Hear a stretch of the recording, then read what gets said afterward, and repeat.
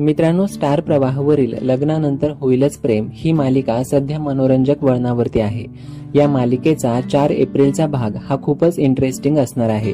या मालिकेच्या 4 एप्रिलच्या भागामध्ये आपल्याला असं बघायला मिळणार आहे की देशमुखांच्या घरी जीवा व काव्याची मैत्रीण अनिशा आलेली असते। तिला जीवा व काव्याच्या अगोदरच्या नात्याबद्दल माहित असतं आणि तिला वाटत असतं की जीवाचं लग्न काव्यासोबतच झालं आहे आणि असं समजूनच ती सगळ्यांशी बोलू लागते। नंदिनी तिला म्हणते की तू जीविका ना, तेव्हा ती म्हणते की जीविका नाही, अनिशा आहे मी। एवढ्यात जीवा व घरचे सगळेजण तिथे येतात आणि जीवाला आलेलं बघून ती त्याला कॉंग्रॅच्युलेशन्स असं म्हणते।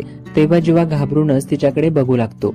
तेव्हा अनिशा जीवाला म्हणते की हा बुके तुझ्यासाठी नाही, काही काव्या मॅडमसाठी आहे, कारण तुला तर माहीतच आहे ना की काव्याला फुलं किती आवडतात। अनिशाच्या तोंडून असे शब्द ऐकून घरचे सगळेजण विचारात पडतात आणि जीवाकडे बघू लागतात। घरच्यांना वाटायला लागतं की जीवाला काव्याबद्दल एवढं सगळं कसं माहिती, त्यांची तर आधी ओळख पण नव्हती। अनिशाच्या तोंडून आता भलतंच काही निघेल की काय या विचारानेच जीवा घाबरून जातो।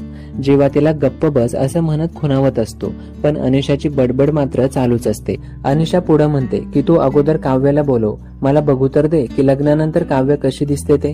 अनिशाच्या अशा बोलण्याने सगळेजण संभ्रमात असतात। नंदिनी आणि सगळेच जण वेगळ्याच नजरेने जीवाकडे बघू लागतात। आता अनिशाच्या येण्याने जीवा व काव्याचं अगोदरचं प्रेम प्रकरण घरच्यांसमोर उघड होईल का, हे बघणं आता उत्कंठावर्धक असणार आहे। तर याविषयी तुम्हाला काय वाटतं कमेंट करून नक्की सांगा आणि अशाच नवनवीन अपडेट्स करिता तुम्ही चॅनेलवरती जर नवीन असाल तर लगेचच चॅनेलला सबस्क्राईब करा।